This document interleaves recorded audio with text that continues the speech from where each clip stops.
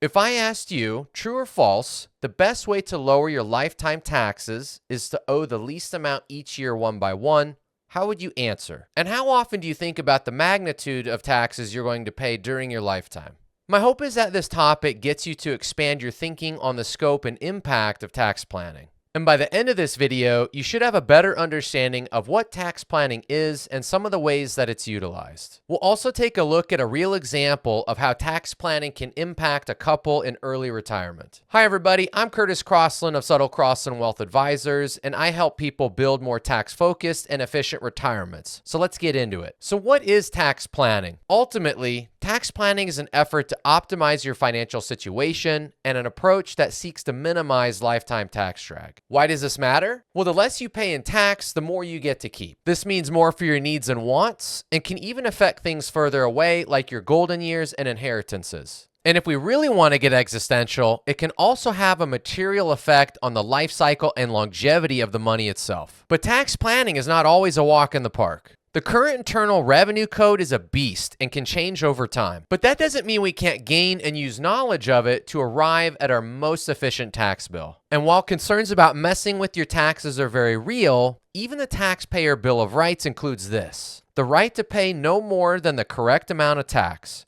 Taxpayers have the right to pay only the amount of tax legally due, including interest and penalties, and to have the IRS apply all tax payments properly. This means we can use tax planning for strategic avoidance. Tax avoidance is legal and actually encouraged by the IRS, while tax evasion is very illegal. You hopefully already knew that, but the IRS even has a cute test that you can see here to help you understand the differences better. I'll put the link in the description down below if you want to test your knowledge. But this begs an important question. Is tax planning always just about this year? No. Tax planning is about the organization and recognition of income and the strategic avoidance of unnecessary tax over the course of our lifetime. This means its purview is quite extensive, and this also means that decisions that you make, even ones you make this year, can affect your future tax efficiency. So what are some ways that tax planning takes place? Well, do you put money in your 401k? Do you utilize an FSA or HSA through work? Do you put money into an IRA or a Roth IRA? Do you gift to charity, or do you have enough activity to itemize deductions? Do you seek out applicable tax credits? If you're doing any of these, then you're active in your tax planning. But what about years when you're no longer working? For retirees, tax planning becomes a puzzle of income recognition, and the timing and impact of that can matter significantly. Much like a transition from your working and accumulating years to retirement, you may also have a transition within retirement from low-income years to high-income years. This can be driven by things like pensions, investment income, Social Security, part-time work, or required minimum distributions. High-income years in retirement can become less avoidable. But before you get to that point, you may have a short-lived window to do something about it. Strategies for tax planning at this stage of your life might mean strategic use of pre-tax retirement accounts, Roth conversions for the sake of tax arbitrage, reorganizing investments to strategies that emphasize tax efficiency like asset location, or some combination of any or all of these. You may have a strategic advantage to recognize income in early retirement years to avoid cascading into higher brackets later. But an approach like this in your tax planning requires a shift in your thinking. You're no longer trying to avoid every penny of tax like you were in your younger accumulating years. Rather, you may be working within a specified threshold to run tax arbitrage strategies, or reorganize investments to help reduce future tax drag, or work to unwind future tax bombs. When you're well into retirement, you may be looking at things like qualified charitable distributions or gift stacking to help with your deductions. But any tax planning strategy requires great care in assessing and planning your own unique situation to help ensure you avoid unintended consequences. Retirees especially have to be cautious with things like Medicare's IRMA, or being pushed into net investment income tax. I have a video on the net surtax that you can watch. I'll put a link in the card above and down in the description below. Everyone's situation is going to be different, but one thing is pretty clear. Once you hit a certain milestone age-wise, some of the tools in your arsenal to help you reduce or avoid tax may be lost to you. Let's take a look at an example of a strategy for a couple that is in early retirement years. So here we are in our example, and we're going to be looking at a married couple, Joe and Jane. Both of them are 60. Both of them retired this year at age 60. Both of them do reside in Arizona, and we're going to do a planning horizon for them of age 95. Now, they do have 2 adult children, but these children of theirs are now out of the home, so they're not going to be claimed as dependents. Now, when we jump over here to their net worth, just to get an idea of what they are working with, there's a few things to take away. They do have joint assets. They basically have $250,000 between joint checking and joint savings, and then they have $350,000 in a joint taxable investment account. Just off the screen, we can't see is the primary home worth $850,000. We do see that Joe has a rollover IRA from his prior job. An old 401k that he rolled over to an IRA worth $1.2 million. He does have a Roth IRA worth $100,000. And then over on Jane's side, she has a rollover IRA from a prior job as well, worth $650,000, and then a Roth IRA worth $100,000. So there is no debt that is going to be factored into the example here. Essentially, what we're looking at is what are their income and lifestyle desires versus what do they have available, and taking a look at how that projects through the future. When we actually hop over to their stated goals, we see that some of these are going to show us very specific things like, monthly expense budget of $8,500. We do see 10 years of travel at $15,000 per year. Now, some of the unstated goals that we want to be aware of, for Joe and Jane, they want to basically try to optimize their retirement, have a really tax-focused view, do tax planning to essentially try to uncover any material value to their situation. And that ties to their primary goal of not running out of money through retirement. The other thing that they would like to do is at the end of their lives, leave anything that's left as a legacy to their family. They want to be able to leave something, and they want to see if they can have a way to optimize that as well. We're really going to focus in on, for the sake of this video, taking a look at what are the tax planning strategies that are available to them, really specifically to early years of retirement. Them being 60 right now means they have several years until they have to worry about things like, required minimum distributions. Are there any opportunities for them now is what we're going to be taking a look at and keeping it kind of high level. Now, if we have an initial look at their probability of success on the Monte Carlo, we see based on what they want to spend and what they have available, they currently have a 79% probability of success. And we see that their average projected ending net worth or assets in this case is right about $4 million. When we jump over here and we take a look at the cash flow projections under their current plan, there's a few things that kind of stick out and a few things to take note of. Especially over here in these early years, we can see that there really are no income flows. There's really only the investment portfolio that would be providing any sort of income. The other thing to note, though, over here in the tax payments is that these are very low for several years as well. And then around age 65, we do see an uptick in the projection of their tax payment. And this is going to relate to them having to start to take money out of their pre-tax IRA account under the current plan, and having to pay taxes essentially to access that money. Now, eventually they will start to have additional inflows, and we can actually come look at that and see that Social Security is eventually going to start kicking in for them, and we're looking at projecting through age 95 again for both of them. Now, the other thing to take note of, if we jump over here and take a look at more of a linear view of how their account balances are going to change in these projections over time, we can see that for their current plan, they are essentially using the taxable account in these first years and using that to live on and pay for their living expense, and allowing things like the IRA and the Roth IRA to continue to grow. And then eventually we'll see the IRA start to slow down a little bit as they begin to take distribution. And then as we take a look in future years, we do see the taxable start to come back. That's really going to relate to when required minimum distributions start to kick in. So age 75, at least according to the current law, as of the creation of this video, age 75 is going to be the required minimum distribution age for them. The idea here is that they're going to have so much required minimum distribution that they aren't going to spend it all. So they're essentially going to be required to distribute more than they actually need to live on, and that excess is going to carry over and get reinvested into the taxable. So as time marches on, the other thing that we'll notice here as well on the current plan is that their projected terminal account value is right about $6.4 million. It's a pretty good distribution across account types. They have quite a bit in taxable, they have quite a bit in traditional IRA, and they have quite a bit in Roth IRA. And on the outside looking in, this would look like a really good legacy. Here we are leaving, $6+ million. We have a variety of assets that we're leaving, at least in terms of account type. And while beneficiaries are certainly going to be grateful, to the astute observer here, what you'll note is that this is a very large pre-tax balance. And again, as of the current tax law 2023, these balances have to be distributed by beneficiaries within 10 years unless they meet a narrow qualification. Beneficiaries, in this case, their kids, potentially grandkids, may have their own tax battle on their hands when they start receiving their inheritance, from Joe and Jane.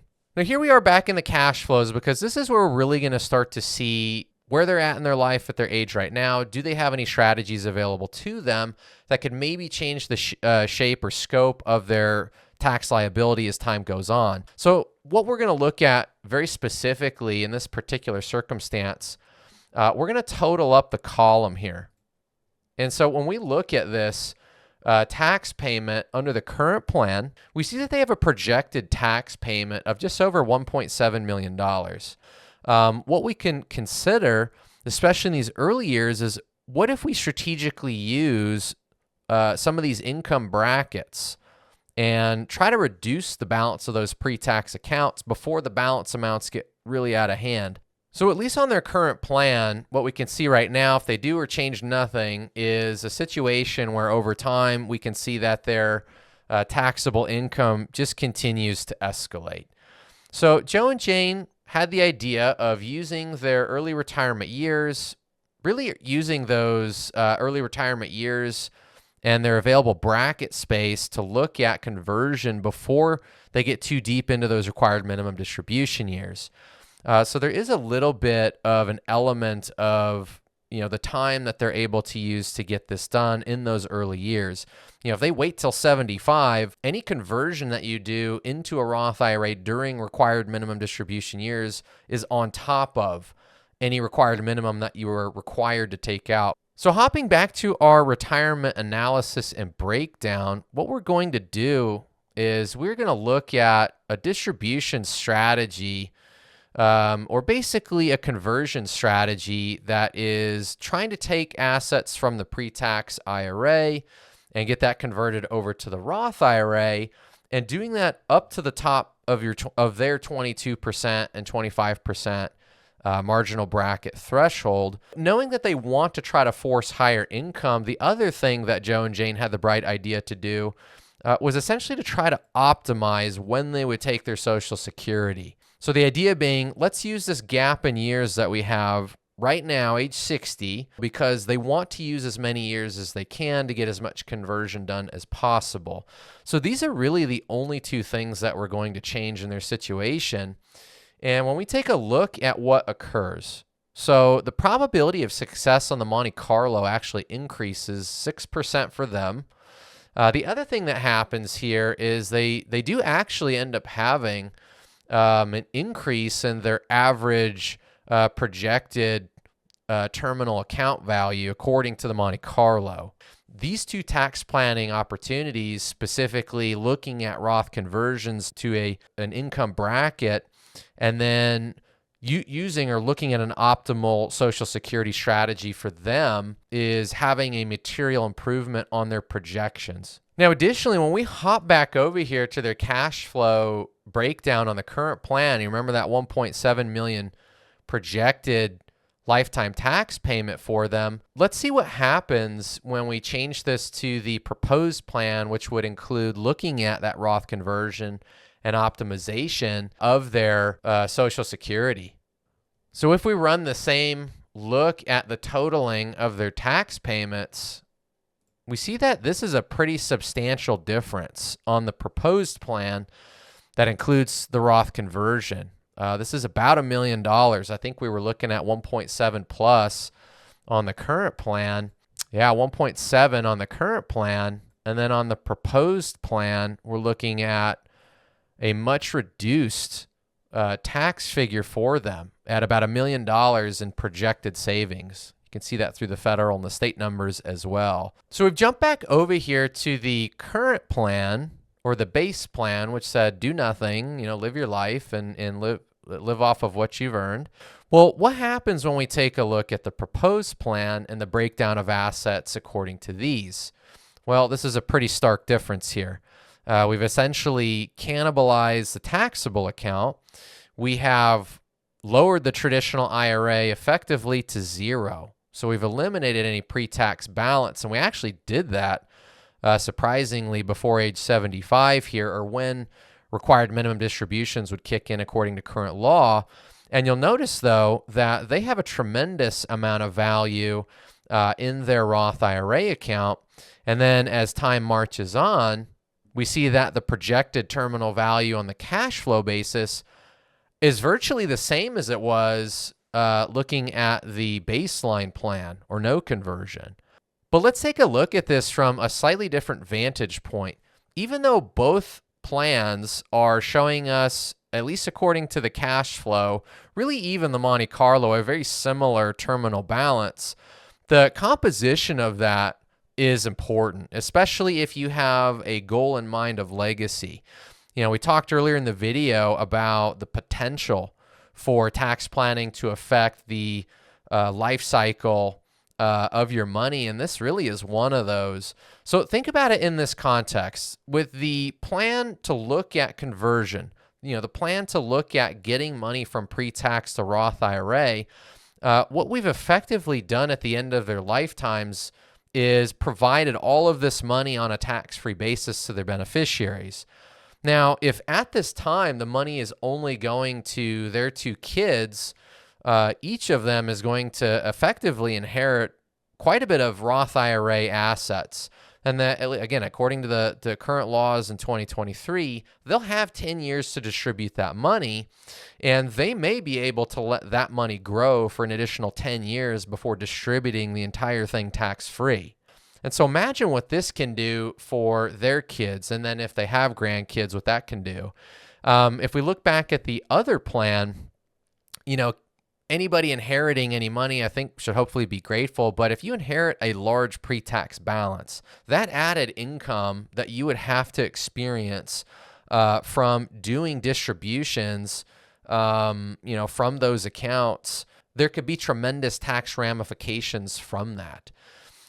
Or it could create an issue where beneficiaries are going to have to figure out their own tax planning strategies to try to work around the idea of large pre-tax inheritance. So at least for Joe and Jane, they wanted to look at how to optimize their retirement, not run out of money. Well, an increase in Monte Carlo is really not a bad thing to see.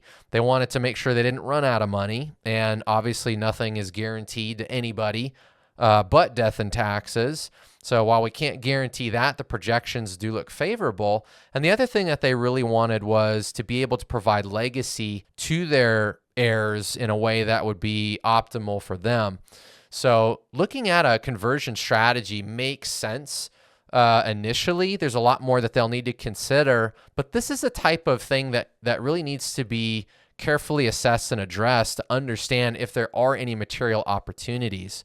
We also, again, saw tax savings of about $1 million when we looked at the projections. So again, take this with a grain of salt, but this is the kind of thing that you want to look for when you're looking at tax planning opportunities, especially in early retirement. Keep in mind, this is just one example, but at least in their case, they do have an attractive projection of lifetime tax savings. And should one of them predecease, having a lower pre-tax account balance can work to avoid a spike in real or effective taxes that can come from the widow's tax trap. Once again, everyone's situation is different, and we're all at different stages of the race. Any consideration towards any tax planning strategy needs to be carefully researched and understood before being acted on. Consulting with a licensed and qualified professional before you do anything is important. Whether you're a young go-getter, a seasoned professional, early in retirement, or well into your golden years, There's an opportunity to make sure that you're working to optimize your tax efficiency and work to reduce your lifetime tax drag. By extending this philosophy across your lifetime, you start to think about the stages and phases of your life and how strategic approaches to them can help you optimize when to recognize income. You could have the potential to minimize your tax situation beyond just 1 year. As always, if you have no clue where you stand, what to do now, or how to do it, consulting with a qualified professional can be an important starting point. Measure twice and cut once, as they say, and stay diligent. Once more, I'm Curtis Crossland of Subtle Crossland Wealth Advisors, and if you want to see how we help folks build a more tax-focused and efficient retirement, check us out at www.subtlecrossland.com and subscribe for future videos.